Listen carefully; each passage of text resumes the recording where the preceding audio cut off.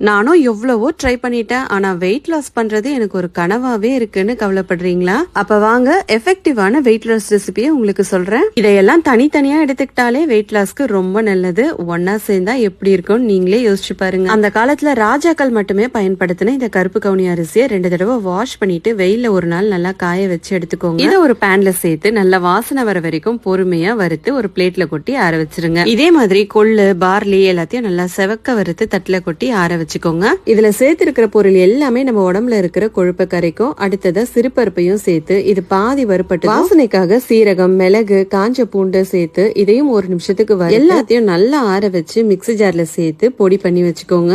இதை ஒரு airtight கண்டெய்னர்ல store பண்ணிக்கோங்க. ரெகுலரா பிரேக்ஃபாஸ்ட்டுக்கு பதிலா இதை கஞ்சி செஞ்சு குடிச்சிட்டு வாங்க. 2 டம்ளர் தண்ணியில 2 ஸ்பூன் வெயிட் லாஸ் பவுடர், டேஸ்ட்டுக்கு கொஞ்சமா உப்பு சேர்த்து இதை ஒரு 3 நிமிஷம் கொதிக்க விட்டு இறக்குனீங்கன்னா சூப்பரான வெயிட் லாஸ் கஞ்சி ரெடி. இதை நீங்க அப்படியே குடிக்கலாம், அப்படி இல்லைன்னா ஆறுனதும் தயிர் சேர்த்து குடிக்கலாம். ரொம்பவே டேஸ்டா இருக்கும். இதையெல்லாம் Download ShareChat.